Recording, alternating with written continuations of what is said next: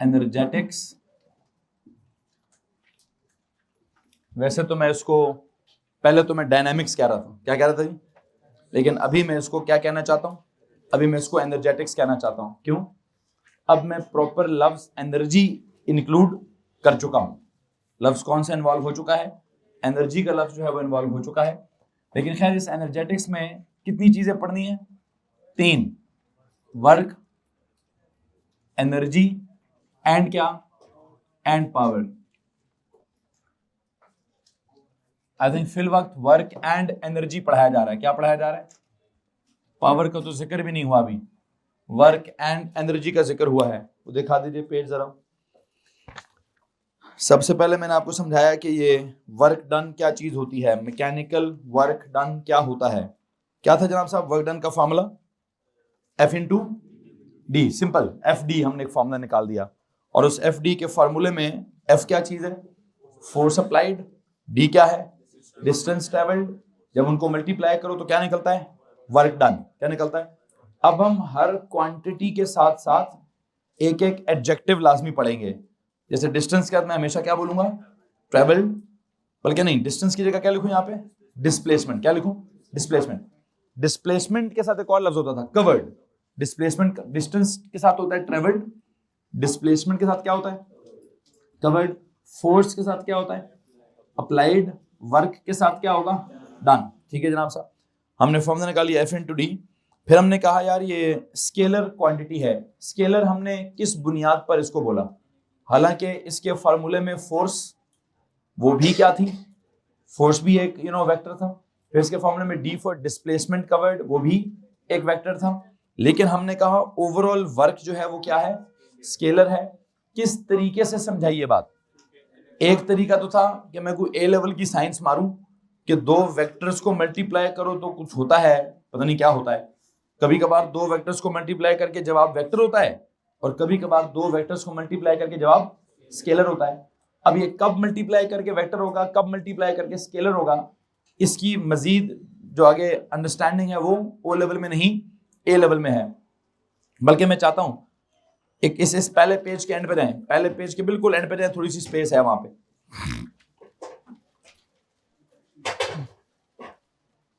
लिखिए जी,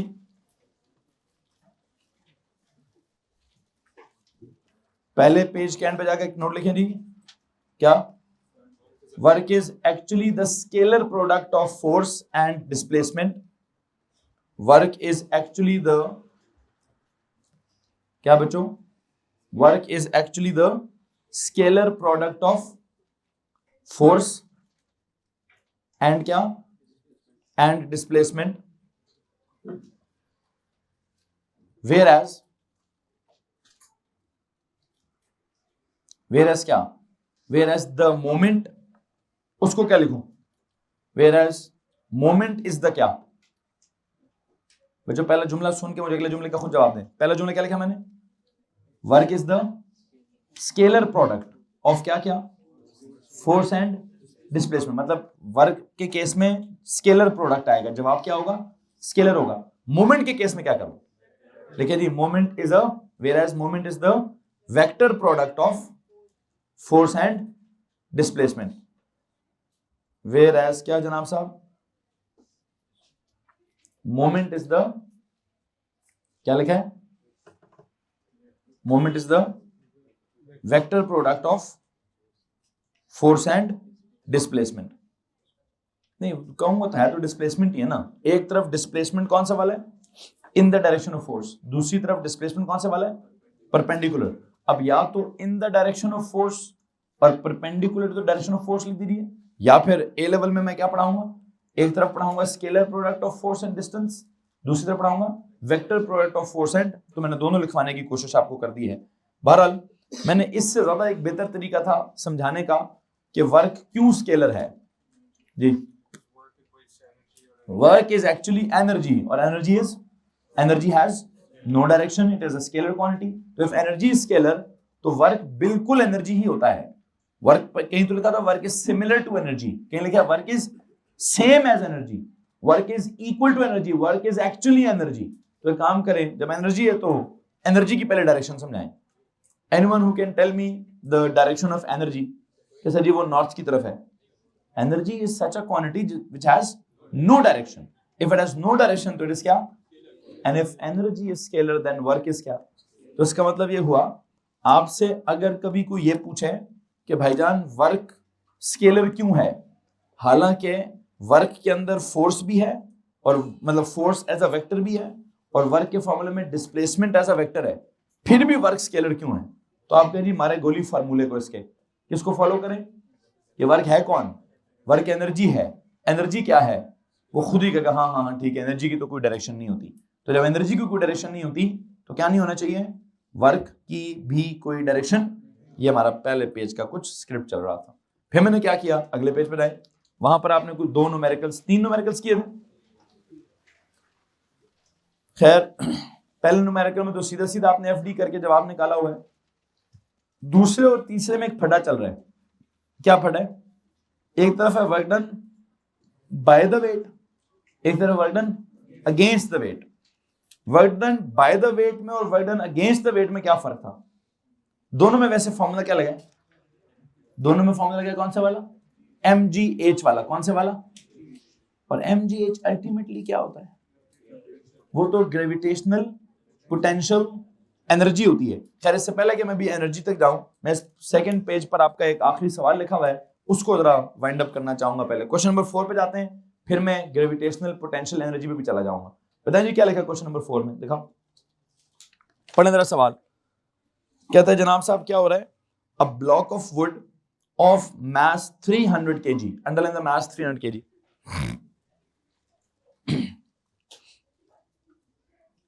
और जहां सवाल खत्म हो रहा है उसके नीचे डायग्राम बनी है, उस डायग्राम से लेफ्ट पर भी थोड़ी स्पेस अवेलेबल है और उस डायग्राम की राइट पर भी थोड़ी स्पेस अवेलेबल है। आई वुड लाइक कि उस स्पेस में डेटा लिख दीजिएगा। क्या लिखिएगा? उस स्पेस के अंदर डेटा लिखिएगा। नीचे तो सवाल सॉल्व करने ना। कितने सवाल है वैसे? 3। तो कितने कॉलम्स बने हुए? 3 कॉलम्स बने हुए। नीचे हम 3 सवाल सॉल्व करेंगे और उसके ऊपर थोड़ी स्पेस में मैं डेटा लिखवाता जाता हूं। Please tell me a block of wood of mass 300 kg। क्या लिखूं? m is equals to 300 kg, फिर is moved along an inclined rough surface। एक तो क्या है? inclined है, दूसरा क्या है? Underline the word rough surface. Rough का मतलब क्या होता है? रफ का मतलब फ्रिक्शन भी होती है, ठीक है। इसका मतलब सवाल में कहीं ना कहीं रफ के ऊपर ही फ्रिक्शन लिख दें, रफ के ऊपर ही फ्रिक्शन लिख दें। From a point x to a point y, नजर आ रहा है? Point x to point y नजर आ रहा है, विच आर 50 मीटर अपार्ट। कितने अपार्ट? 50 मीटर्स नजर आ रहे हैं। डिस्टेंस नजर आ रहा है बीच में, डिस्टेंस कितना है जी? 50 metre. At a constant speed, underline the word constant speed. ऐसे कांस्टेंट स्पीड का मतलब क्या है? मतलब सारा कुछ बैलेंस है, u is equal to v है, एक्सेलरेशन इज इक्वल टू 0 है, F net is equal to 0 है, forward forces are equal to backward forces हैं, upward forces are equal to. तो डायनामिक्स वाला हिसाब बैलेंस्ड है। एक काम करें, कांस्टेंट स्पीड को अंडरलाइन करके लिखिए जी, एफ नेट इज 0। ओके आगे चलें। The vertical height between x and y is 10 metre as shown in the diagram. Height कितनी है? Height is 10 metre. Okay, there is a driving force of कितनी? 1600 newton and a constant frictional force, वो कितनी? 1000 newton, which is resisting the motion. क्या आपको diagram में driving force नजर आ रही है? डायग्राम में ड्राइविंग फोर्स वाला एरो नजर आ रहा है? कितना है वो? 1600 1000 है, 1600 न्यूटन है। आपको फ्रिक्शनल फोर्स का एरो नजर आ रहा है? वो कितना है? वैसे आपको एक एरो नहीं नजर आ रहा। कौन सा एरो नजर नहीं आ रहा? वेट वाला। क्या करें? ऑब्जेक्ट के सेंटर से नीचे की तरफ वेट ड्रॉ करें। ऑब्जेक्ट के सेंटर से नीचे की तरफ एक वेट ड्रॉ कर लें। कितना होना चाहिए? वेट का फॉर्मूला क्या होता है? mg। कितना होना चाहिए? तो आप एक काम करें ना, ये डेटा तो वो है जो अब डायग्राम की राइट साइड पे ना है, डायग्राम की राइट साइड पे भी थोड़ी सी स्पेस अवेलेबल है, फोर्सेस का डेटा वहां लिख दें कि ड्राइविंग फोर्स कितनी है? 1600 न्यूटन। फ्रिक्शनल फोर्स कितनी है? 1000 न्यूटन। और आप कहें जी वेट कितना है, वेट आप निकाल लें वहां, W is equal to mg, m is equal to 300, g is equal to 10। The answer is okay जी। ये आपका तो दरम्यान में क्या बना हुआ है? दरम्यान में आपके पास क्या बना होगा जी? सर जी डायग्राम बनी होगी। ये ऑब्जेक्ट होगा, ऑब्जेक्ट के यहां पर कौन है? ड्राइविंग फोर्स है। ये यहां एरो किसका बना हुआ है? फ्रिक्शन का। और ये बिल्कुल सेंटर से उठाकर नीचे की तरफ एरो किसका बना दें? वेट का। ये लो जी, किसको मसला इस बात से? फिर आपको डिस्टेंस भी उसने दिखाया हुआ है और हाइट भी उसने आपको दिखाई हुई है। पहला सवाल जी, पहला सवाल है work done by the driving force. क्या जनाब साहब? वर्क डन बाय द, ये लो भाई, क्या करना है जी? हमें निकालना है सबसे पहले work done by what? By driving force. फिर क्या निकालना है? Work done by frictional force. फिर क्या निकालना है? वर्क डन बाय, ये ग्रेविटेशनल फोर्स किसको कहते हैं? वेट को। तो वर्क डन बाय W। ये लो जी। अब मुझे एक बात बताएं, वर्क डन कोई भी निकालना हो, ड्राइविंग फोर्स का वर्क डन निकालना है तो फॉर्मूला क्या है? FD। F कितनी है? ड्राइविंग फोर्स वाली F कितनी है? 1600। तो what is the displacement covered in the direction of force? इस वक्त कौन सी फोर्स लेनी है? आप ड्राइविंग फोर्स ले रहे हैं तो ड्राइविंग फोर्स की डायरेक्शन का डिस्टेंस कितना है? उसकी डायरेक्शन का डिस्टेंस है 50। क्या जवाब आ रहा है? 80,000 जूल्स। ठीक है, इधर आ जाइए। Work done by friction, by friction लिखा है क्या अगेंस्ट फ्रिक्शन लिखा है? By friction. तो यहां पे भी क्या होगा? F इंटू डी, बल्कि मैं F ही लिखता हूं। जस्ट टेल मी, जिस किसी का भी वर्क डन निकालना हो फॉर्मूला FD। बस ध्यान करना है कि वर्क डन किसका निकालना है। एक तरफ उसने कहा बाय द ड्राइविंग फोर्स, तो आप फोर्स ड्राइविंग वाली ले लें, डिस्टेंस भी ड्राइविंग वाला ले लें। फिर कहता है work done by the friction, तो फोर्स कौन सी लें? फ्रिक्शन वाली ले लें। और डिस्टेंस भी कौन सा लें? जिस रास्ते पर फ्रिक्शन एक्ट कर रही है। फ्रिक्शन किस रास्ते पर एक्ट कर रही है? इस रास्ते पर। तो इस रास्ते की लेंथ कितनी है? इस रास्ते की लेंथ है 50 मीटर। कितनी है जी? तो अगर friction is along the path, तो what is the distance along path? That is 50। क्या जवाब है?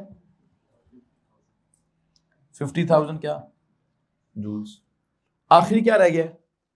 थर्ड रह गया जी, work done by the gravitational force. Gravitational force होती है वेट। वंस अगेन फॉर्मूला तो FD ही होगा, लेकिन हाँ फोर्स कौन सी होगी? वेट। वो किस तरफ को है? एक्स एक्सिस में या वाई एक्सिस में? वाई एक्सिस में। अगर वो वाली फोर्स वाई एक्सिस में है कितनी वैसे? बस एक सवाल है आपसे, डिस्टेंस भी कौन सा लेंगे आप? वाई एक्सिस वाला। व्हाट इज वाई एक्सिस वाला डिस्टेंस? प्लीज गौर से देखिए, वाई एक्सिस वाला डिस्टेंस इज 10 मीटर्स। तो ये बात बड़ी इंपॉर्टेंट है कि फोर्स कौन सी ले रहे हैं और डिस्टेंस कौन सा लेना है। तो दिस इनटू क्या? 10। क्या आंसर आएगा? 30,000 जूल्स। जी तो भाई, किसी को इसमें परेशानी है? अब मुझे आपने एक बात बतानी है गौर से। बेसिकली ये क्या चीज है? सर ये कोई गाड़ी शाड़ी है? कौन है? कार है? क्या लिखा हुआ है? वैन? कोई ऑब्जेक्ट है। चलो, इस ऑब्जेक्ट का असल में कौन सी फोर्स है? जैसे गाड़ी, अगर एक गाड़ी होती ना, तो गाड़ी का कौन ड्राइविंग फोर्स प्रोवाइड करता? ड्राइवर। क्या खुद धक्का लगाता? ड्राइवर ने जो गाड़ी चलानी है, गाड़ी असल में किस ड्राइवर ने कंट्रोल करनी है? गाड़ी चलानी किसने? इंजन ने चलानी है। किसने चलानी है? तो इंजन ने क्या एक्सर्ट करना है? ड्राइविंग फोर्स एक्सर्ट करनी है। तो इंजन ने अगर ड्राइविंग फोर्स एक्सर्ट करनी है, प्लीज टेल मी, इंजन ने कितना वर्क किया? ये जो 3 जीरो इनको क्या कर दूं मैं? किलो जूल्स कर दूं। गाड़ी के इंजन ने कितना वर्क किया? 80 किलो जूल्स का वर्क किया। Okay. Work done by friction, ये वो काम का वर्क है या जाया होने वाला वर्क है? ये तो जाया होने वाला वर्क है। कितना वर्क जाया हुआ है? 50 किलो जूल्स क्या हो गया, जाया हो गया। अच्छा, फिर जब वो ऑब्जेक्ट एक्स से उठकर वाई पे गया है तो ये जो वाला वर्क है वर्क डन बाय फ्रिक्शन, नहीं वर्क डन बाय, ये जाया हुआ है कि स्टोर हुआ है बच्चों, ये क्या हुआ है, ये स्टोर हुआ है एज व्हाट, एज जीपीई। इस वक्त अब एक बात गौर से सुनिए जरा, असल में टोटल वर्क डन कितना है 80, उस 80 में से आपको पता है 50 क्या हो गया, जाया हो गया। क्यों, फ्रिक्शन रिएक्शन की वजह से। पीछे कितना रह गया 30 क्या हो गया, 30 स्टोर हो गया। किस सूरत में, किस सूरत में, आई थिंक ये जो इक्वेशन बनी हुई है ना, ये ऐसे बनी है, work done by driving force is equal to क्या, work done by friction plus क्या, वर्क डन बाय वेट। और ये जो वर्क डन बाय फ्रिक्शन है इसको मैं कहूंगा, बल्कि मैं एंड पे क्या कहना चाहता हूं, मैं एंड पे लिखना चाहता हूं, ये जो work done by the driving force है इसको क्या कहूं, इसको मैं कहूंगा total work done by driving force. कौन करेगा, इंजन करेगा ना। Total work done by engine या बाय ड्राइविंग फोर्स, बल्कि यहां एक ब्रैकेट में इंजन भी लिख दीजिए, इज इक्वल टू क्या, total work done by the driving force, मतलब इंजन इज इक्वल टू क्या, इसको क्या बोलूं, वर्क डन बाय फ्रिक्शन तो शुरू में था, अभी क्या बोलूं, वर्क डन अगेंस्ट फ्रिक्शन या एनर्जी, या I believe I would say work wasted या वेस्टेड वर्क अगेंस्ट व्हाट, क्या मैं कह सकता हूं उसको वेस्टेड वर्क या वेस्टेड एनर्जी, वेस्टेड वर्क या lost work, work lost against, इसको बोलें जी, वो था total work done by driving friction, ये है वर्क वेस्टेड या फिर लॉस्ट, क्या करने के लिए, टू ओवरकम फ्रिक्शन या अगेंस्ट फ्रिक्शन। क्या लिखूंगा मैं, वर्क वेस्टेड अगेंस्ट फ्रिक्शन लिख सकते हैं आप, या क्या बोलेंगे work lost to overcome friction. आप इसको वर्क वेस्टेड अगेंस्ट फ्रिक्शन कह दें, work lost to overcome friction कह दें, जो मर्जी कह दें। प्लस ये कौन है, ये जो आपके वर्क डन बाय वेट किया आपने, ये सब में वर्क डन बाय वेट नहीं है, ये work done against the gravitational force है। ग्रेविटेशनल फोर्स है किधर, नीचे, गया किधर ऑब्जेक्ट, ऊपर, तो ये work done by the weight है। ये आपका क्वेश्चन नंबर 2 है कि क्वेश्चन नंबर 3 है, आपका 3 में ऑब्जेक्ट किधर आ रहा था, नीचे, तो आपने जुमला लिखा था ऊपर ऊपर ऊपर, क्वेश्चन 2 में है वहां था वर्क डन बाय क्या, बाय द वेट। क्यों, ऑब्जेक्ट वाज मूविंग। क्वेश्चन 3 में क्या हो रहा था, ऑब्जेक्ट वाज मूविंग, तो वहां वर्ड क्या था, work done by the weight या अगेंस्ट द वेट। तो उसको क्या बोलूं, ये बाय द वेट बोलूं कि अगेंस्ट द वेट बोलूं, I think it is better to say work against क्या, अगेंस्ट ग्रेविटेशनल फोर्स। और ये जो वर्क अगेंस्ट ग्रेविटेशनल फोर्स है, you know what is it, it is equal to GPE stored in the object. तो आप equation देख सकते हैं कैसी सेट हुई हुई है, कैन यू प्लीज सी कि क्या इक्वेशन सेट हुई है।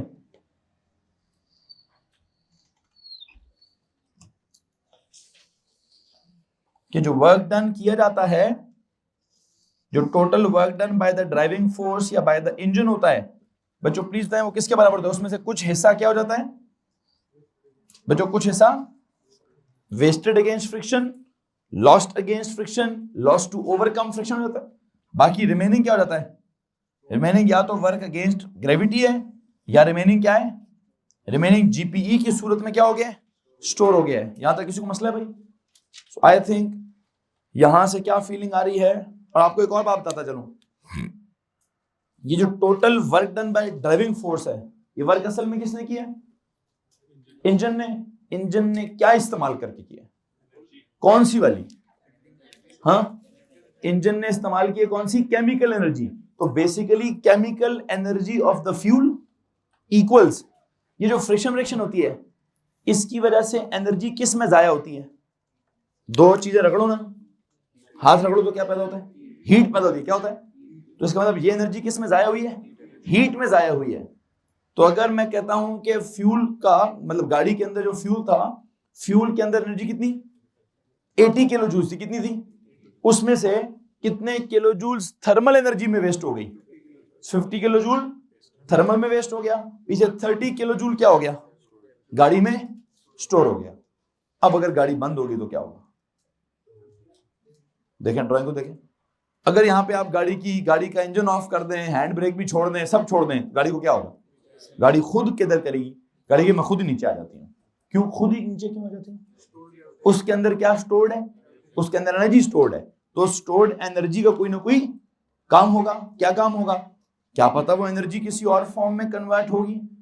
तो अब ये स्टोर्ड एनर्जी से क्या होता है क्या नहीं होता है, मेरा अगले पेज का टॉपिक है। किसका टॉपिक है जी? ये मेरा अगले पेज का टॉपिक है। इस पेज पर आपको मैं क्या समझाना चाहता था? सबसे पहली बात तो मैं ये समझाना चाहता था कि भाईजान वर्क जो भी है, वर्क का जो भी सीन है, प्लीज टेल मी वर्क का फॉर्मूला क्या है? W=FD।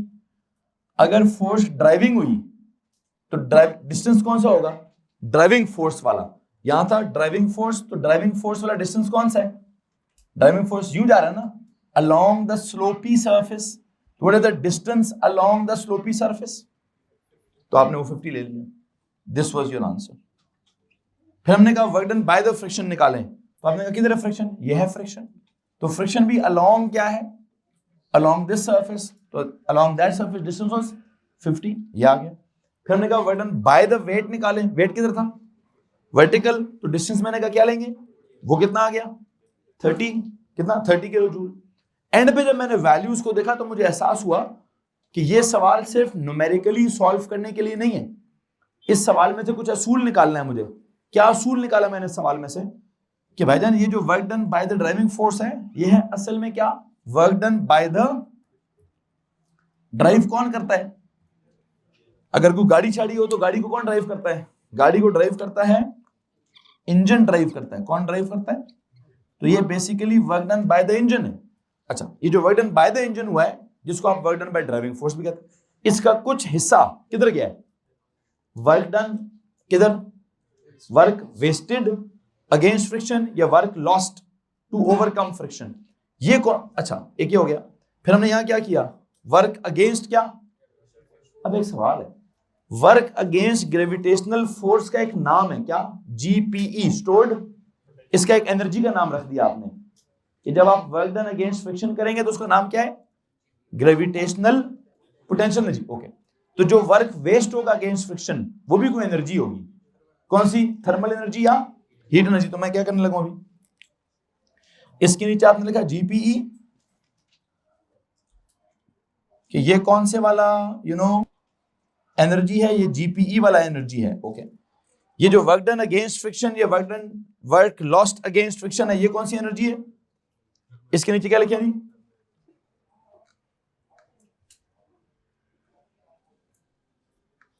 थर्मल या हीट एनर्जी लिख दीजिए।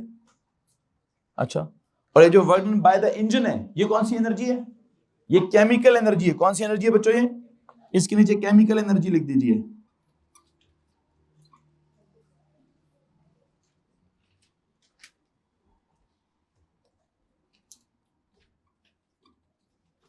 हेलो जी। सो मुझे ये लगता है कि मेरा एंड रिजल्ट क्या निकला है, मैं जरा सही तरह से करके लिख देता हूं। मेरा एंड रिजल्ट ये निकला कि जो वर्क डन था बाय क्या? बाय ड्राइविंग फोर्स एक तरफ निकाला आपने, फिर दरमियान में क्या था? वर्क डन बाय फ्रिक्शन निकाला आपने, फिर तीसरे नंबर पे क्या था?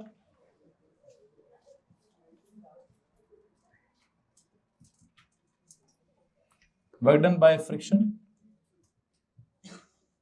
और तीसरे नंबर पे आपने क्या निकाला था? Work done by gravitational force. लो जी, can you please tell me, मैंने जो work done by driving force था एंड पर क्या बोला? कि basically this is the work done by by engine. Okay, इसको मैंने क्या बोला? This is actually the work done, कौन सा? वेस्टेड या लॉस्ट अगेंस्ट क्या? Against friction. फिर मैंने इसको कौन सा बोला? This is actually the work done against क्या? अगेंस्ट ग्रेविटी या ग्रेविटेशनल फोर्स। ओके, फिर मैंने इसको क्या बोला कि ये वर्क डन बाय इंजन असल में कौन है? कौन सी एनर्जी है ये? सर ये केमिकल एनर्जी है कि इंजन के अंदर केमिकल एनर्जी होती है। फिर मैंने बोला जो work done wasted against friction है, ये कौन सी एनर्जी है? सर ये थर्मल एनर्जी है। और ये जो work done against gravitational force है, ये क्या है? सर ये ग्रेविटेशनल पोटेंशियल एनर्जी है। लो जी, यहां तक किसी को मसला है? अब इसमें दो बातें, दो छोटी सी बातें और कर लूं, फिर मैं आपको सवाल लेता हूं। एक बात क्या है, जो टोटल केमिकल एनर्जी इनपुट हुई है सिस्टम में, वो किसके बराबर है? Thermal energy lost from the system and gravitational potential energy stored in the system. तो क्या होगा? सिचुएशन क्या होगी? Total chemical energy into the system या used by the system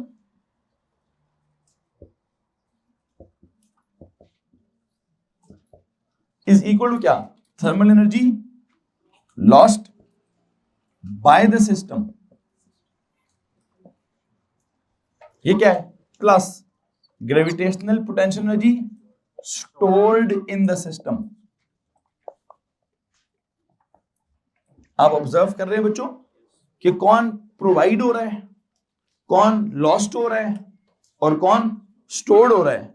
और एक बात बड़ी इंपॉर्टेंट है, जितना टोटल प्रोवाइड हो रहा है उतना ही टोटल लॉस्ट या स्टोर्ड हो रहा है। ठीक है जी, आई थिंक ये मेरी असल कहानी है। इस कहानी में कुछ सवाल आप पूछना चाहते हैं तो योर क्वेश्चन।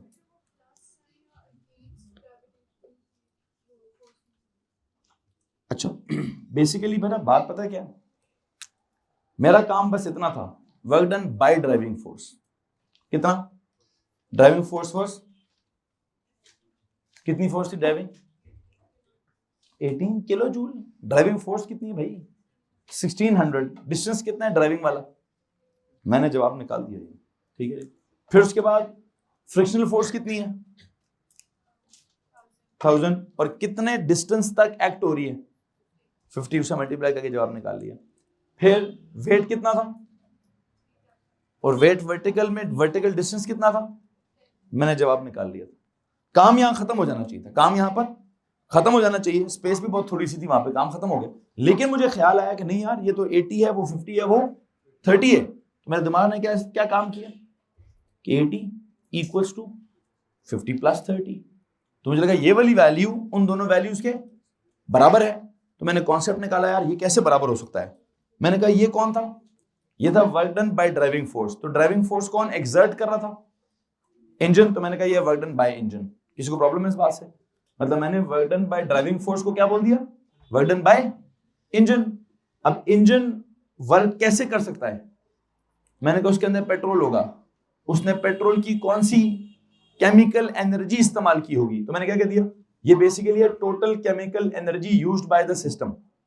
मतलब इसमें कोई प्रॉब्लम है? फिर मैंने कहा जो वर्क डन बाय फ्रिक्शन है, ये असल में वर्क डन अगेंस्ट फ्रिक्शन होता है। क्या होता है? अगर आप इस इक्वेशन में फिट करेंगे, किसमें? अगर आप इस इक्वेशन में फिट करेंगे कि इसमें आप चाहते हैं सर जी टोटल, ये टोटल उनमें से कैसे बराबर है, तो मैं कहूंगा टोटल 80 किलो जूल्स की केमिकल एनर्जी सिस्टम ने इस्तेमाल की, उसमें से 50 किलो जूल की थर्मल एनर्जी लॉस्ट हो गई बाय द सिस्टम और रिमेनिंग 50 किलो जूल की एनर्जी स्टोर हो गई इन द सिस्टम। क्या ये कॉन्सेप्ट ठीक नहीं है? आपको इसमें क्या सवाल है? मतलब न्यूमेरिकली तो बात यहां खत्म हो गई है, न्यूमेरिकली बात, आपका सवाल यहां खत्म हो गया है। अब मैं सवाल खत्म करने के बाद क्या कर रहा हूं? अब मैं रिलेट कर रहा हूं, यार कुछ साइंस है कि नहीं है। तो मैंने कहा हाँ साइंस है। क्या साइंस है? ये वैल्यू कौन है? यह है total work done by the driving force, work done by the engine by using the chemical energy of the fuel in the engine. तो मैंने कहा this is that total chemical energy used by the system.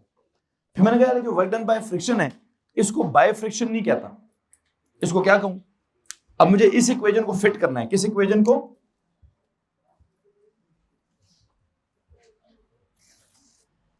इस equation को fit करना था, आपस में relate करना था, अंग्रेजी बनानी थी। तो मैंने कहा ये जो था ना work done by the engine, actually यह है total chemical energy used by the system. Okay, फिर जो work done by the friction है, मैं कहूंगा नहीं, असल में वो वर्क डन तो फ्रिक्शन वाला वर्क तो हमारे किसी काम का नहीं होता, वो क्या हो जाता है? तो जाया हो जाता है, या सिस्टम में स्टोर होता है। नहीं, स्टोर तो नहीं होता, मैंने कहा तो लॉस्ट हो गया है, वो तो वेस्ट हो गया है। और वो किस शक्ल में वेस्ट होता है?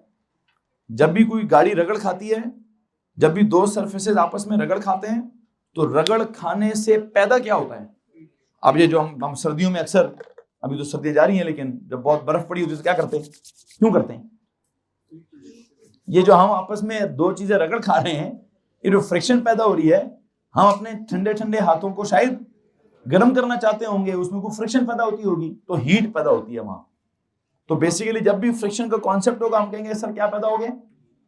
हीट सिस्टम के, हाँ सर्दियां होगी तो मेरे काम की होगी, सिस्टम के किसी काम की नहीं है हीट। हीट को हमेशा क्या कहते हैं? Lost from the system to the surroundings. Heat पता किस में चली जाती है? हीट सराउंडिंग्स में वेस्ट हो जाएगी। खैर मैं भी आगे पूरा टॉपिक बिल्ड करूंगा उसका।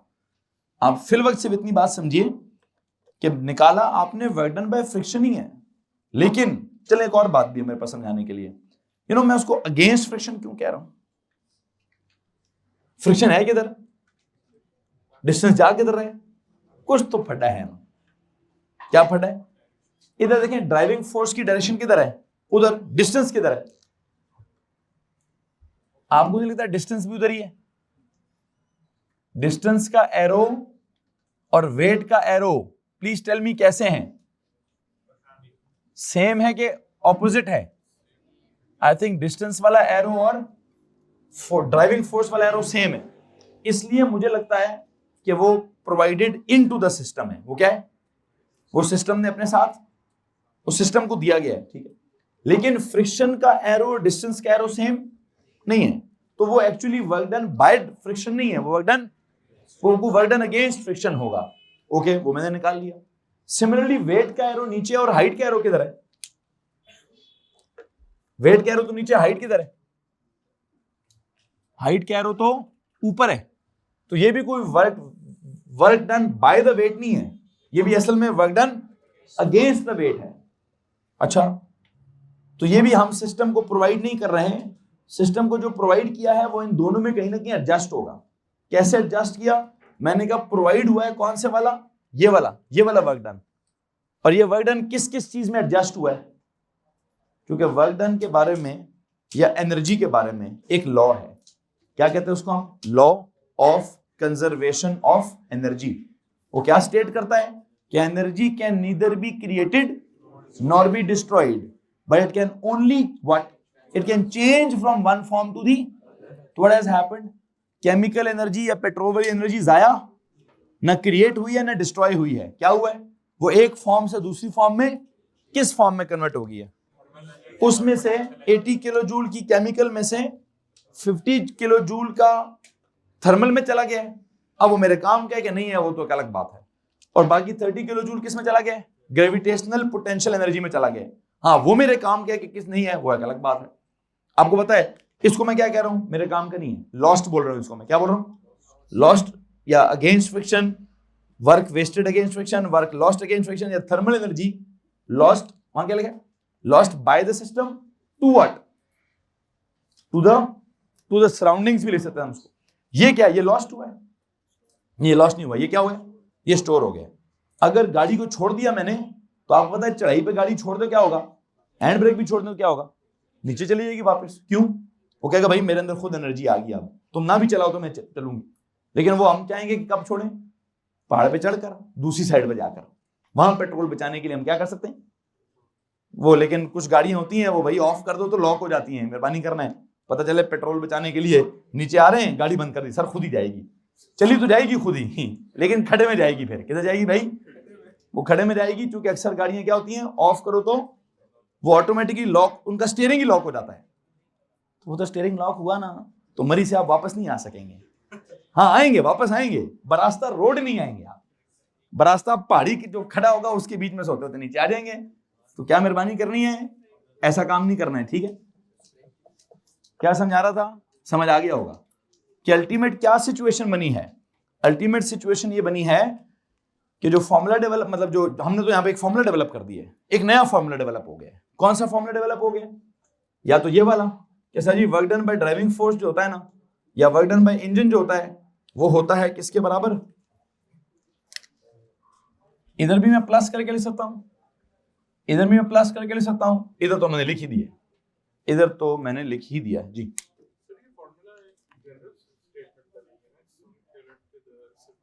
मतलब जनरली है, मैं इस सवाल से रिलेटेड है।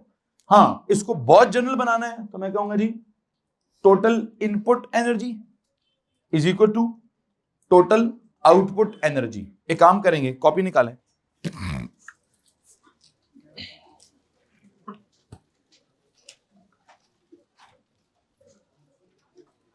यू नो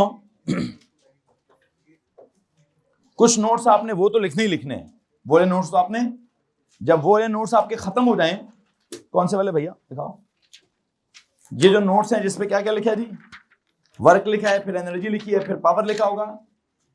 आप में से कौन कौन इसको कॉपी पे लिख रहा है, आप इसको कॉपी पे खत्म करने के बाद लिखेंगे। आप में से कौन कौन कहता है सर जी मैं तो इतना वेला नहीं हूं। अच्छा ठीक है, सही कि सर ये लिखा हुआ है ना, मैं क्यों लिखवाऊं, इसके ऊपर ही लिखूंगा जो लिखूंगा। ठीक है, काम करें, इस पे लिख दीजिएगा, जब ये खत्म हो जाए ना तो कॉपी पर आ जाइए, कॉपी पर आए, कॉपी पर आए, कॉपी पर आए, कॉपी। टॉपिक का क्या डिजाइन करें, एक काम है, एक टॉपिक है एफिशिएंसी। क्या टॉपिक है जी, efficiency. What is meant by efficiency. Basically ये टॉपिक मुझे एफिशिएंसी में लीड कर जाएगा। कैसे, अगर मैं कहूं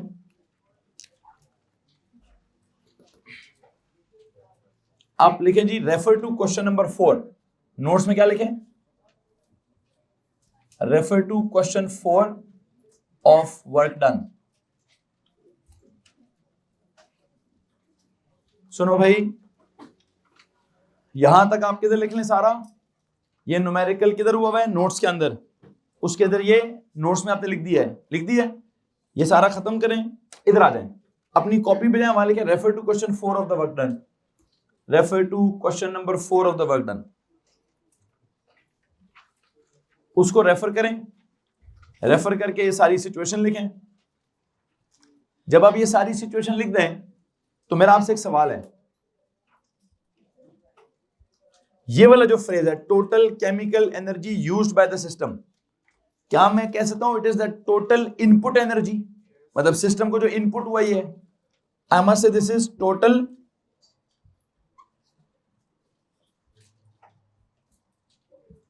इनपुट एनर्जी। इक्वेशन लिखें, इसके नीचे ये लिखें, उसके नीचे ये लिखें, उसके नीचे ये लिखने भी, ये ज्यादा जनरल है भाई। उस बच्चे ने मुझे बोला कि सर ये तो कुछ जनरल तो नहीं, तो स्पेसिफिक है, ये तो आपने इस सवाल को स्पेसिफिकली निकाली। मैंने कहा मान लेता हूं, फिर मैंने इसको जनरल बना दिया है। मैंने कैसे जनरल बना दिया है कि किसी भी सवाल में या किसी भी निजाम में क्या होगा, एक होगी टोटल इनपुट एनर्जी, होगी कि नहीं होगी, उसमें से कुछ हिस्सा क्या होगा, वेस्टेड लॉस्ट एनर्जी होगा, बाकी हिस्सा क्या होगा, या यूजफुल आउटपुट होगा या यूजफुल स्टोर्ड भी हो सकता है। यूजफुल आप उसको स्टोर्ड कहते हैं या आउटपुट कहते हैं, आपकी मर्जी। यूजफुल स्टोर्ड एनर्जी या फिर I can say output energy. ये लो जी,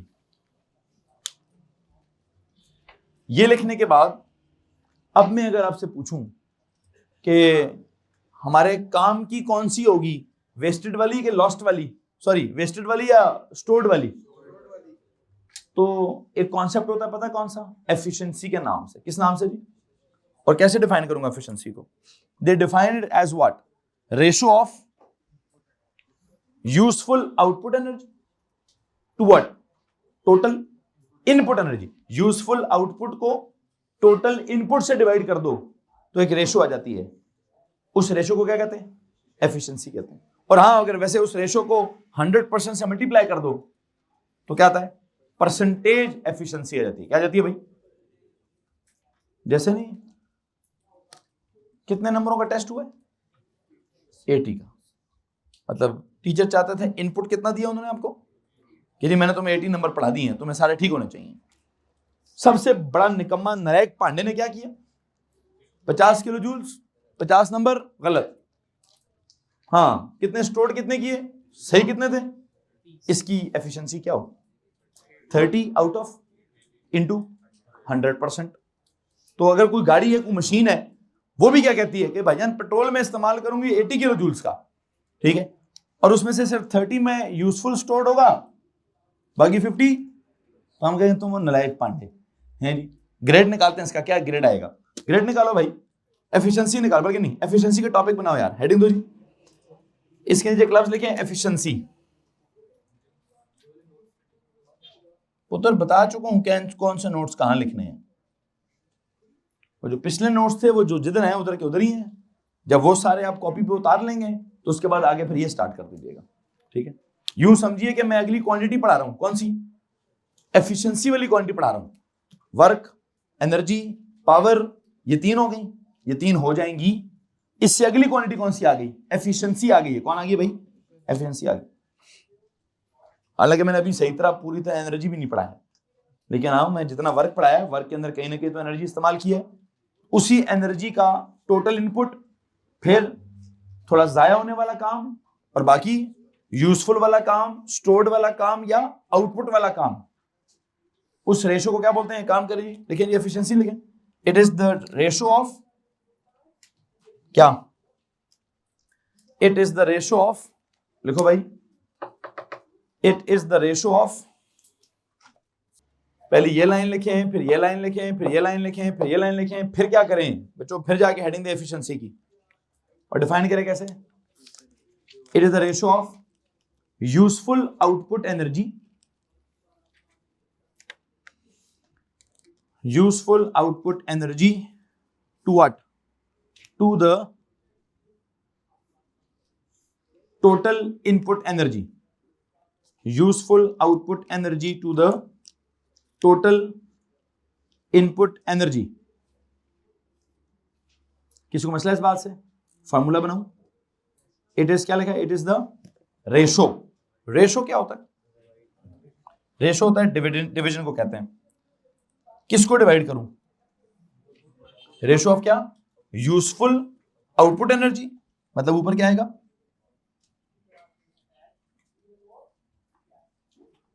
यूजफुल आउटपुट एनर्जी ओवर क्या? ओवर क्या? नीचे क्या आएगा? टोटल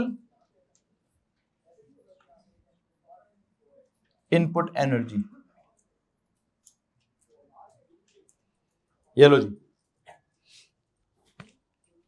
और अगर आप इसको सिंबल्स में लिखना चाहते हैं, yes you can write in symbols. ये यूजफुल आउटपुट एनर्जी में पता मैं क्या सिंबल दूंगा? ओ, पूरे के लिए O for output energy. Total input energy का क्या सिंबल दूं? आई। पर बड़ा अजीब सा सिंबल है एफिशिएंसी का, यूं एन बनाकर टेढ़ा सा एन बना देते होते हैं। क्या बनाते हैं? यूं स्टाइलिश सा एन लिखते हैं। It's not N, what is it? N बनाते बनाते यूं से ना घुमा देना इसको, यहां से स्टाइलिश सा एन बना दें। And this is the symbol use for efficiency equals क्या? O for output over I for, अगर किसी को नजर नहीं आ रहा तो मैं यहां देता हूं, ये लिखा हुआ है मैंने, efficiency is equals to output over input. इसमें किसी को मसला है जी? जी,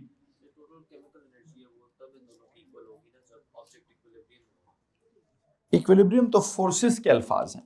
क्या है? एनर्जी का एक लॉ है, वो कभी भी ना क्रिएट होती है ना जाया होती है। क्या होती है? जितनी इनपुट होती है उतनी ही टोटल आउटपुट होती है। हाँ, टोटल आउटपुट में से कुछ क्या होता है? कुछ वेस्टेड होता है, कुछ यूजफुल होता है, या कुछ स्टोर्ड होता है। तो वेस्टेड वाले को माइनस कर देते हैं जो रिमेनिंग स्टोर्ड या यूजफुल है उसको ऊपर लिखते हैं, टोटल को नीचे लिखते हैं और बस क्या कर देते हैं, डिवाइड कर देते हैं, हमारे पास एफिशिएंसी आ जाती है। और हाँ एक और काम, to find percentage efficiency what should we do, we should multiply the ratio by, एक काम लिखे कौन लिखें, टू फाइंड परसेंटेज एफिशिएंसी, देखें जी, to find percentage efficiency, to find percentage efficiency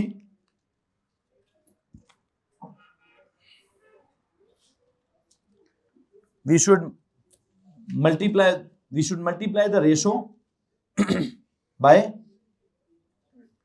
we should multiply the ratio by 100%, by 100%, we should multiply the ratio by 100%. I dot E क्या मतलब है मेरा, मैं कहना चाहता हूं कि ये जो आपकी रेशो है, अगर आप चाहते हैं परसेंटेज एफिशिएंसी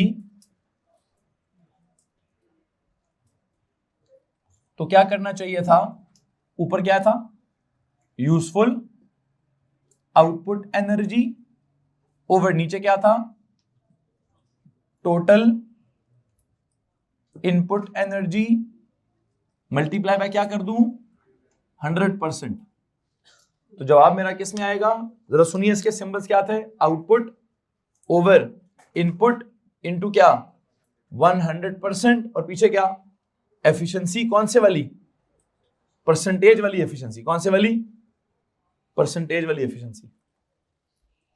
एक तो होती है सीधी सीधी एफिशिएंसी, एक होती है कौन सी वाली, उस समटाइम वो कहता है जी परसेंटेज में जवाब निकालें, किस में जवाब निकालें, तो परसेंटेज में हम कैसे जवाब निकालते हैं सर जी, बस जो रेशो आती है उसको मल्टीप्लाई बाय 100% कर देते हैं। और ये बड़ा कॉमन सवाल है पेपर का, डिफाइन एफिशिएंसी, सीधा सीधा आउटपुट ओवर इनपुट नहीं लिखना, क्या लिखना है, कौन सा आउटपुट, यूजफुल आउटपुट एनर्जी, कौन सा इनपुट, टोटल इनपुट। मैंने आपको कहा था ना कि हमें हर क्वांटिटी के साथ एक एडजेक्टिव लिखना है, कि अगर हम आउटपुट की बात कर रहे हैं तो कौन से वाले आउटपुट की, यूजफुल आउटपुट की, अगर हम इनपुट की बात करें तो कौन से वाले इनपुट की, टोटल इनपुट की, उनकी जो रेशो होगी उसको क्या बोलेंगे, उसको एफिशिएंसी।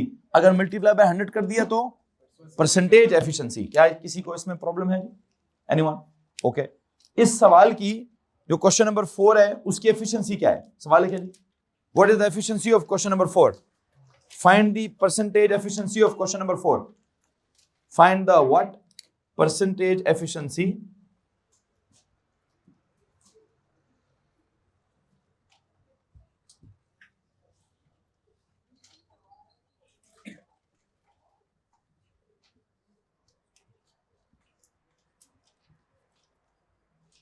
जी बच्चों। आप किसको आउटपुट समझते हैं, किसको यूजफुल आउटपुट या स्टोर्ड समझते हैं, जीपीई को, कितना है वो 30 किलो जूल। किसको इनपुट समझते हैं, टोटल इनपुट 80 को। क्या जवाब है आपका, कितने परसेंट, हाँ 37 ना, ठीक है 37.5, यू ग्रेड फेल, 37.5 पे तो पास भी नहीं होगा भाई ये, ठीक है। क्यों फेल क्यों हो रहा है सर, 50 किलो जूल जाया कर दिया इसने, मतलब लगता है कोई बहुत ही कोई टायर इसके खराब थे, ठीक है, टायर तो थे ही नहीं, टायर थे, सवाल पे जाए, वुडन ब्लॉक है, क्या हो रहा है, वुडन ब्लॉक को घसीटा जा रहा है, हाँ घसीटा जाएगा तो पूरा रगड़ा जाएगा वो, तो रगड़ के अंदर बहुत ज्यादा क्या हो जाएगा, फ्रिक्शन बहुत ज्यादा होगी, हीट बहुत ज्यादा प्रोड्यूस होगी, एनर्जी बहुत ज्यादा, तो बहुत अच्छा काम था, क्या कर लेते हैं वुडन ब्लॉक के नीचे टायर लगा देते हैं। टायर लगाने से क्या होता, आपने की पढ़ा है मेथड्स टू रिड्यूस फ्रिक्शन, पढ़ा कि नहीं पढ़ा है, क्या पढ़े मेथड्स टू रिड्यूस फ्रिक्शन। ये है पुराने जमाने की गाड़ी, किस जमाने की, आज से 300 साल पुरानी गाड़ी, ठीक है। अब क्या है, तब वैसे मैंने उसको, खैर जो भी ये गाड़ी है ही नहीं सर, वो तो बस एक कार्ट है, रस्सी से खींच रहे हैं उसको, क्या कर लें। एक तो उसकी शेप कैसी होनी चाहिए, अगर आप गाड़ी बनाना चाहते हैं तो एरोडायनामिक होनी चाहिए। उसके नीचे टायर कैसे होने चाहिए, मतलब उसका नीचे वाला सरफेस कैसा होना चाहिए सर, पूरा surface in contact with the ground नहीं होना चाहिए, क्या होना चाहिए, टायर्स लगा लेने चाहिए। फिर टायरों का क्या होना चाहिए सर, टायरों के अंदर क्या करना चाहिए, कोई बॉल बेयरिंग्स इस्तेमाल कर लेने चाहिए। फिर क्या करना चाहिए सर, रोड जो है ना थोड़ी स्मूथ कर देनी चाहिए। खैर बार जो भी है समझा चुका हूं जो मैंने समझाना है। आप में से किसी के पास कोई सवाल है? ये फ्रिक्शन इस सवाल में इतनी ज्यादा क्यों हो गई? फ्रिक्शन के अंदर एनर्जी, फ्रिक्शन का वर्क डन इतना ज्यादा क्यों हो गया? फ्रिक्शन में एनर्जी जाया इतनी ज्यादा क्यों हो गई? वो सवाल ही ऐसा है, मैं क्या करूं?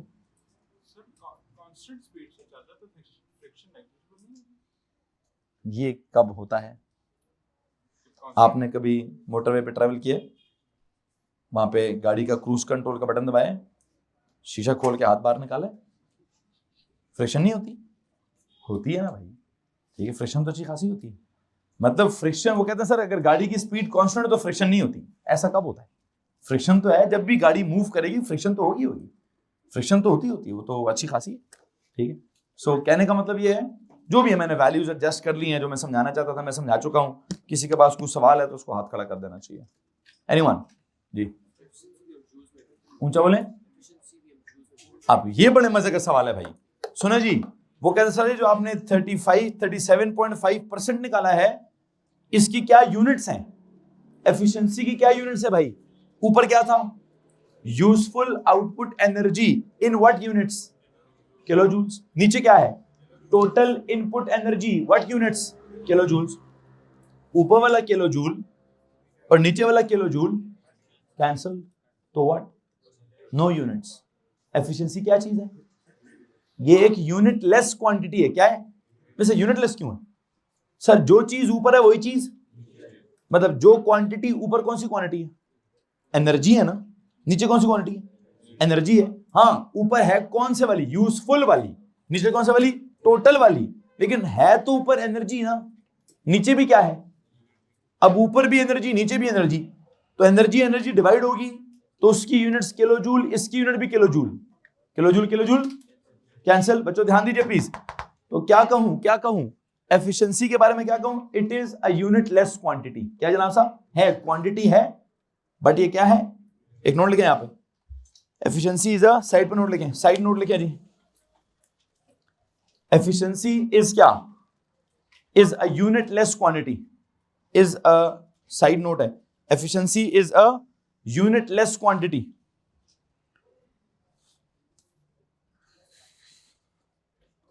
EFFEC.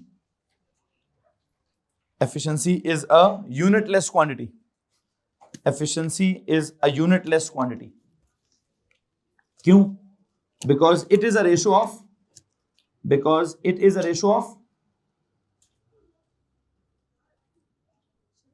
similar quantities या same quantities. And I hope आपने मैथ्स में पढ़ा होगा रेशो होती क्या है? रेशो होती ही सेम क्वांटिटीज की है। अगर डिफरेंट क्वांटिटीज की हो तो उसको क्या कहते हैं? उसको तो रेट कहते हैं। सेम क्वांटिटीज का डिवीजन हो तो उसको रेशो कहते हैं, डिफरेंट क्वांटिटीज का डिवीजन हो तो उसको रेट कहते हैं। किसी को मसला इस बात से? यहां पे किसी के पास कुछ सवाल है जी पुत्र? हाँ, नहीं, ऐसा नहीं होगा। अगर कांस्टेंट क्या है? स्पीड है, तो इतनी बात मैं मानता हूं कि फोर्सेस बैलेंस्ड होंगी। क्या होगा? अब जो फोर्सेस का जो बैलेंस होने का कॉन्सेप्ट है ना, उसमें जितनी फोर्स आगे है उतनी फोर्स पीछे होगी। आगे कितनी है? बड़ा कमाल का सवाल है बच्चों। ड्राइविंग फोर्स कितनी है? 1600। फ्रिक्शन फोर्स कितनी है? 1000। सवाल का जवाब दीजिए इनके। वो कहते हैं सर सवाल ही गलत है। उन्होंने बिल्कुल पीछे ले गया मुझे। वो किधर लगे? कहते सर गाड़ी की स्पीड क्या थी? कांस्टेंट थी। कांस्टेंट स्पीड का मतलब क्या होता है? फोर्सेस क्या है? बैलेंस्ड है। फोर्सेस अगर बैलेंस्ड है तो एफ नेट क्या है? 0 है। कहते हैं अगर एफ नेट 0 है तो फॉरवर्ड और बैकवर्ड क्या होगा? फॉरवर्ड और बैकवर्ड क्या होगा? सेम होगा। यहां तक मैं सारी बातें मानता हूं, लेकिन उन्होंने पता क्या कह दिया? कहते हैं सर जी ड्राइविंग फोर्स और फ्रिक्शनल बराबर होगा। वो तो नहीं। मैं उनकी सारी बातें मानता हूं कि स्पीड क्या लिखी है सवाल में? कांस्टेंट। तो सिस्टम है इक्विलिब्रियम में, एफ नेट है 0, फोर्सेस है बैलेंस्ड, फॉरवर्ड है बैकवर्ड के बराबर। Agreed with all these things. बल्कि उसके ना सवाल को मैं सवाल बनाता हूं, अगर सब फोर्सेस बैलेंस्ड हैं फॉरवर्ड बैकवर्ड, तो क्या ड्राइविंग फोर्स और फ्रिक्शनल फोर्स बैलेंस नहीं होनी चाहिए? किसी को समझ आ रहा है जी पुत्र? हाँ, असल में एक वेट भी मसला है। अब वेट है किधर, नीचे है, तो फोर्सेस दूसरी वाली किधर है, वो आगे पीछे है, नहीं परपेंडिकुलर तो नहीं है। रिएक्शन फोर्स किधर है, वो परपेंडिकुलर तो सरफेस है। मुसीबत पता है क्या है, आप में से कोई एक आधा बच्चा होगा जिसको मैंने ताजा ताजा ए लेवल से ओ लेवल में लाया है। शेख साहब ये कॉन्सेप्ट है कि ए लेवल में इस तरह का सरफेस होता है ए लेवल में, उस सरफेस पे हम सबसे पहले क्या करते होते हैं, रेजोल्यूशन करते होते हैं। क्या करते होते हैं, रेजोल्यूशन करेंगे तो वेट का क्या होगा, एक आधा कंपोनेंट होगा, किस तरफ, ड्राइविंग फोर्स की तरफ कि फ्रिक्शन की तरफ, फ्रिक्शन की तरफ। तो क्या होगा, तो जो उस बच्चे का सवाल है सही कि गलत है, वो कहते हैं ड्राइविंग फोर्स है 1600, फ्रिक्शन है 1000, वो कहता है सर वेलोसिटी कांस्टेंट है, फोर्सेस बैलेंस्ड है, एफ नेट 0 है, तो फॉरवर्ड और बैकवर्ड क्या होना चाहिए, सेम होना चाहिए। बिल्कुल सही कह रहे हैं आप, लेकिन अब फॉरवर्ड और बैकवर्ड आपको सिर्फ क्या लगता है, ये दो।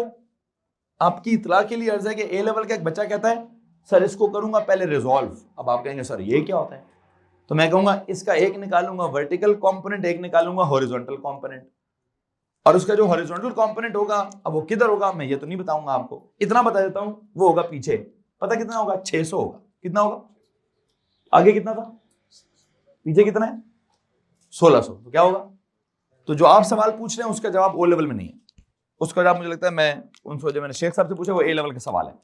मैंने इसका वो रिजॉल्व वाला पार्ट डिस्कस ही नहीं किया, मैं इसकी ना डायनामिक्स डिस्कस ही नहीं करना चाहता, बल्कि एक और काम है ना, मैं इसकी काइनेमैटिक्स डिस्कस करना चाहता हूं, ना मैं इसकी डायनामिक्स डिस्कस कर, मैं इसका क्या डिस्कस करना चाहता हूं, energetics. What is energetics, what is energy, sir work और एनर्जी डिस्कस करें। मैंने वर्क डिस्कस किया कि ड्राइविंग फोर्स का वर्क कितना है, मैंने वर्क डिस्कस किया फ्रिक्शन का वर्क कितना है, मैंने वर्क डिस्कस किया वेट का वर्क कितना है, मैंने आपसे ये पूछा है कि फोर्सेस का क्या सीन है। हाँ, मैंने एफ नेट इक्वल टू 0 लिखकर छोड़ ही दिया, एफ नेट इक्वल टू क्या लिखकर, एग्जैक्ट यही सवाल ए लेवल में आएगा, किस काम के लिए, उस काम के लिए जो आप पूछ रहे हैं।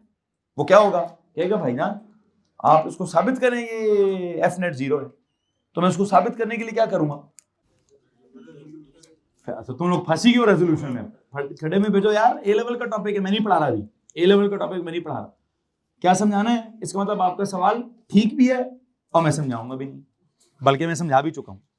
ठीक है जी, अब उतना समझ आया कि नहीं आया ये तो मेरा मसला नहीं है, आपका होगा। ए लेवल की बात है उसको डिस्कस नहीं करते, वापस ओ लेवल में आते हैं।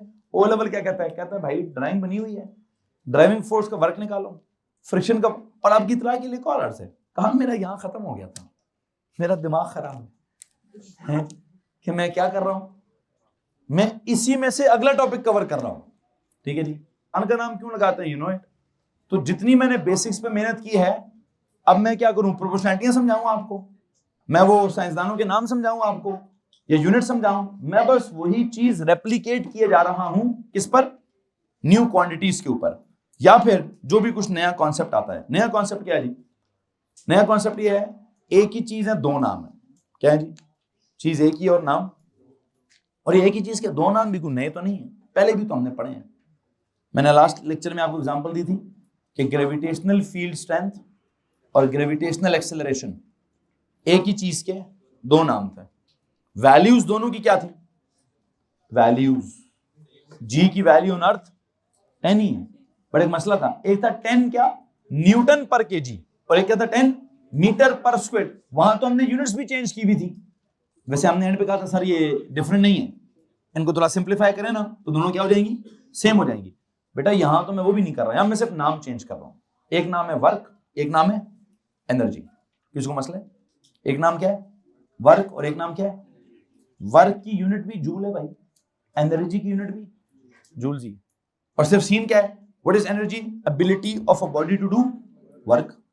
तो जितनी उसमें एबिलिटी ज्यादा होगी उतना वर्क, मतलब जितनी एनर्जी ज्यादा होगी उतना वर्क ज्यादा करेगा।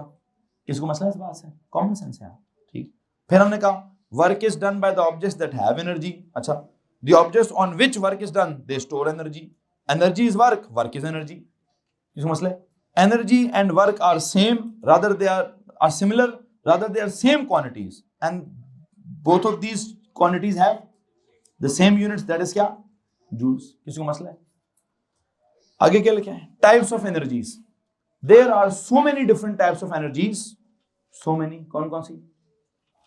Chemical energy, thermal energy, gravitational energy, electrical energy, sound energy, light energy, wind energy, पता नहीं कितनी कितनी एनर्जी। लेकिन हमने क्या पढ़ना है? But we will be studying कौन सी? Mechanical energy in this chapter only, under the word mechanical energy. क्यों जी मैकेनिकल वाली क्यों पढ़ानी है? मैकेनिक्स पढ़ा रहे हैं ना, मैकेनिकल फिजिक्स में मैकेनिकल एनर्जी पढ़ाऊंगा ना। हाँ, अगर मैंने इलेक्ट्रिकल फिजिक्स पढ़ानी होती तो मैं कौन सी एनर्जी पढ़ाता? Electrical energy. और अगर मैंने थर्मल फिजिक्स पढ़ानी होती तो मुझे तो लगता है थर्मल एनर्जी पढ़ी थी आप, MC डेल्टा T नहीं पढ़ा? कौन सी एनर्जी थी वो? तो उसका मतलब मैं तो एनर्जी भी पढ़ा चुका हूं, थर्मल वाली पढ़ा चुका हूं भाई। किस नाम से? MC delta. एक और भी थी वो लेटेंट वाली, MLF या MLV, ये भी पढ़ाया हुआ है। इलेक्ट्रिकल एनर्जी पढ़ाई, इलेक्ट्रिकल का करंट पढ़ा है, इलेक्ट्रिकल का चार्ज पढ़ा है, इलेक्ट्रिकल वाला वोल्टेज पढ़ा है, रेजिस्टेंस पढ़ाई है। एक लफ्ज और पढ़ाना है, क्या? इलेक्ट्रिकल एनर्जी, वो भी काम हो जाएगा। तो इसका मतलब यहाँ पे एनर्जी को थोड़ा ज्यादा ध्यान देते हैं। क्या ध्यान दें? मैकेनिकल एनर्जी की पहले 2 किस्में बना लूं, फिर एक इलेक्ट्रिकल की पढ़ा लूंगा, ताकि जान तो छूटे ना एनर्जियों से।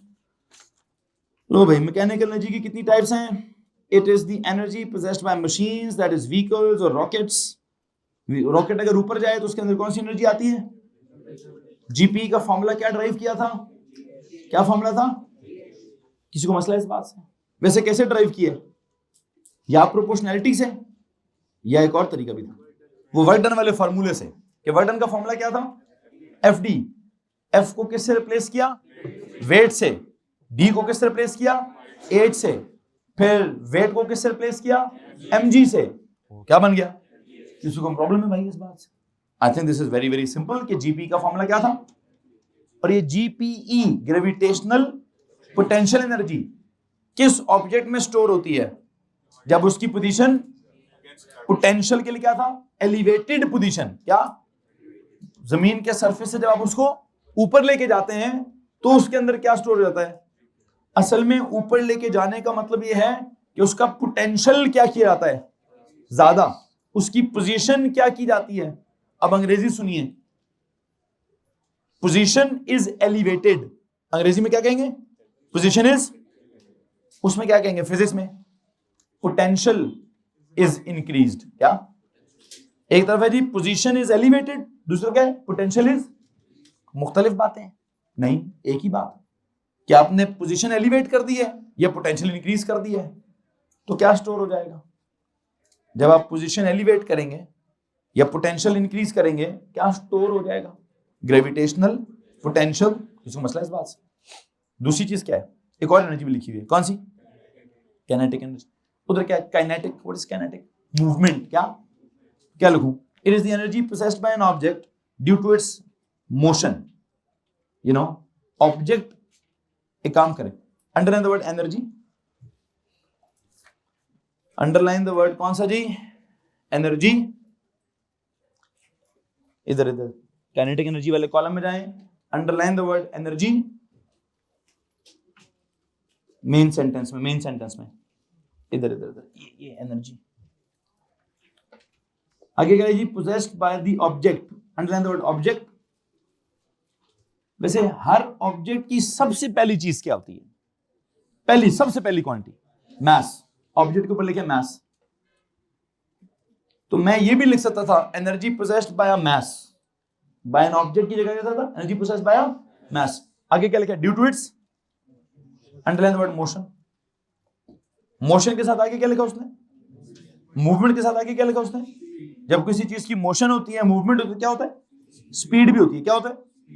अच्छा, इसका मतलब ऑब्जेक्ट का मास इन्वॉल्व होगा और उसकी स्पीड या वेलोसिटी इन्वॉल्व होगी। ऐसे ही है। एक सवाल बताएं भाई, यहां प्रोपोर्शनैलिटी कैसे बनी हुई है? मास अगर ज्यादा हो किसी का, मिसाल के तौर पर एक तरफ ट्रक जा रहे हैं और एक तरफ बाइक जा रही है, दोनों are travelling at a same speed, किसकी एनर्जी ज्यादा होगी? ऑफ कोर्स जिसका मास ज्यादा होगा उसकी एनर्जी। अच्छा, तो काइनेटिक एनर्जी का पहला प्रोपोर्शनैलिटी क्या लिखा हुआ है? Directly proportional to. प्रॉब्लम है? मैथ ज्यादा, एनर्जी ज्यादा, कॉमन सेंस। वो MC डेल्टा T में भी तो M किधर था, वहां भी तो M था ना, किधर, डायरेक्ट या इनवर्स। GPE में भी तो M है ना, किधर है, डायरेक्ट या इनवर्स है, डायरेक्ट है सर। कोई मसला इस बात से? ओके। फिर अब मैं कहूं जी 2 ट्रक जा रहे हैं, एक ट्रक की स्पीड है 30 मीटर पर सेकेंड, दूसरे ट्रक की स्पीड है 100 मीटर पर सेकेंड, तो किस ट्रक की एनर्जी ज्यादा है? उसका मतलब, और आपको एक बात बस बतानी है, इस केस में सिर्फ स्पीड नहीं है। क्यों?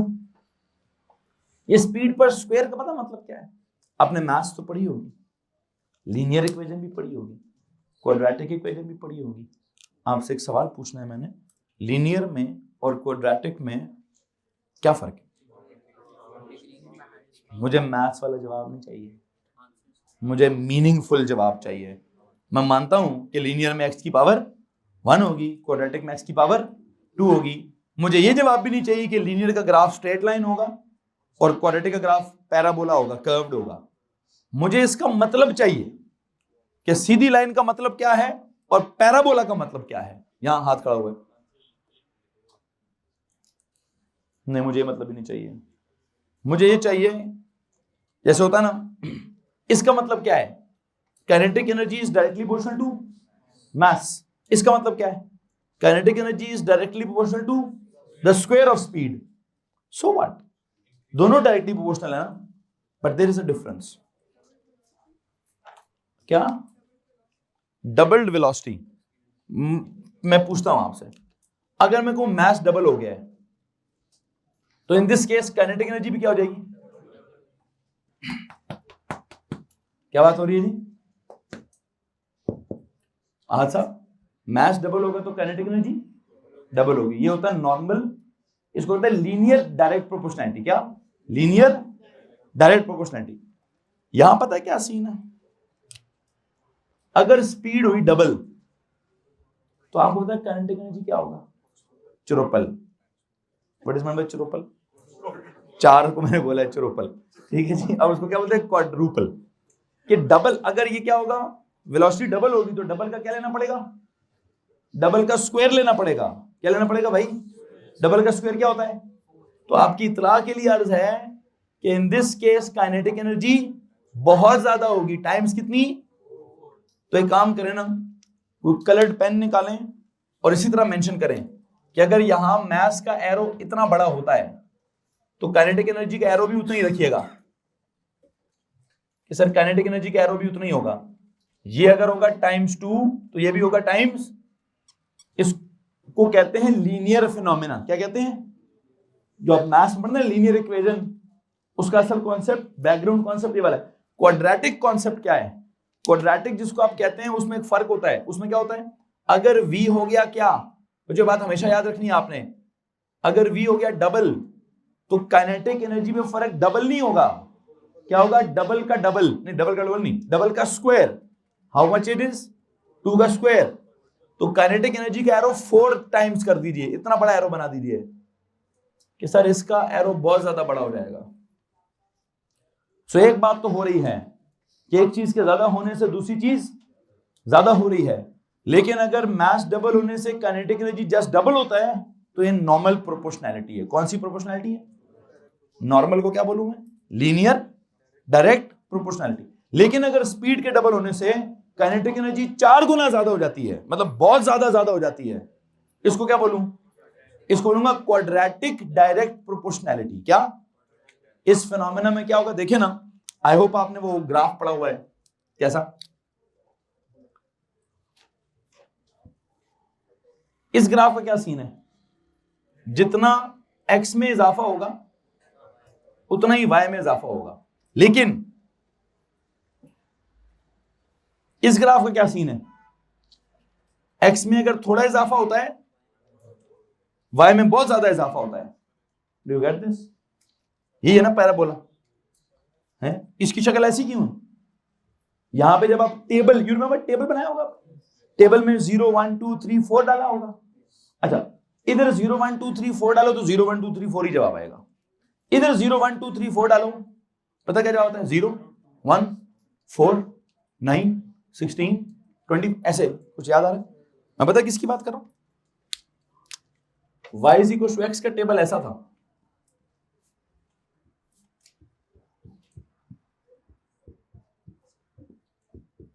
यही 0 1 2 3 4, लेकिन इसका टेबल कैसा है? ये बनाना नहीं है, सिर्फ सुनना है, ये बनाना नहीं है बच्चों, सिर्फ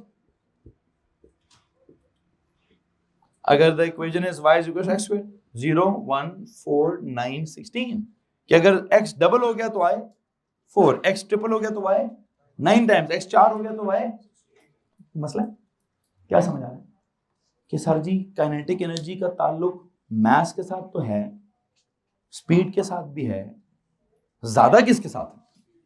स्पीड के साथ ज्यादा ताल्लुक है उसका, किसका? इसीलिए तो उसका नाम है काइनेटिक एनर्जी। क्या नाम है उसका? जनाब साहब वो कहता है मेरा नाम ही क्या, काइनेटिक, ऐसी एनर्जी जिसका ज्यादा ताल्लुक काइनेटिक्स के साथ होगा। काइनेटिक मतलब स्पीड के साथ होगा, मतलब मूवमेंट या मोशन या स्पीड। तो स्पीड पर क्या लगा दिया उसने? स्क्वायर लगा दिया। याद कर लेंगे कि काइनेटिक एनर्जी के फॉर्मूले में स्पीड पर स्क्वायर है। अच्छा, अब क्या करूं? अब क्या करते होते हैं आप? कंबाइन करते हैं, करें, फिर क्या करते हैं आप? हुआ मैंने कंबाइन, हुआ मैंने, फिर क्या होता है? इक्वालिटी, और कोई कांस्टेंट आया हुआ है इधर। कांस्टेंट क्या है? मेजॉरिटी केसेस में कांस्टेंट, इधर कांस्टेंट कौन है? तो लगाओ जी 1/2 mv स्क्वायर। आई थिंक याद हो जाना चाहिए। ठीक है जी, क्या बात हो रही है? रीजन कुछ चीजों की हम ए लेवल में जाकर डिस्कस करेंगे। खैर आई थिंक मैं यहां तक जाकर आपका फिजिक्स के लेक्चर जो है वो उसको इख्तिताम पजीर करूंगा।